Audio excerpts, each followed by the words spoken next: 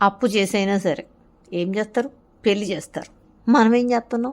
మామిడికాయ పప్పు చేసామనుకుంటున్నారా? అప్పు చేయాలా ఏంది మామిడికాయ పప్పు చేయాలంటే? ఏదో అప్పు వర్సెస్ పప్పు ప్రాస బాగుందని వాడాను.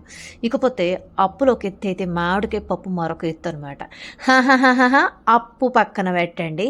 మీకు అప్పులు ఎన్నున్నా సరే పప్పు తినకుండా ఉంటారా చెప్పండి? టమోటో పప్పు, మామిడికాయ పప్పు, ఈ పప్పు, ఆ పప్పు అంటూ మామూలుగా తినం కదా! పప్పు ఇష్టపడినోళ్ళు ఉంటారా? ఎస్పెషల్లీ టొమాటో పప్పు గానీ, మామిడికాయ పప్పు గానీ. అసలు కడుపుతున్నోళ్ళకే కాదండి. మామిడికాయ అనేది మామిడికాయ పచ్చడి పరంగా తింటాం.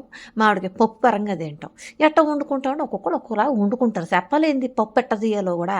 తాలింపు పెట్టేయాలా, గిరగిర తిప్పేయాలా, ఆ వేడి వేడి అన్నంలో నెయ్యి కలుపుకొని పచ్చడన్నం తిన్నాక ఇది తినేయాలా. గుమగుమలు, గుమగుమలు, గుమగుమలు.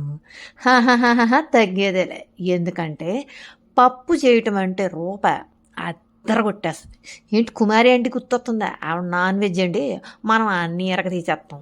సూపర్ స్క్రమ్షసు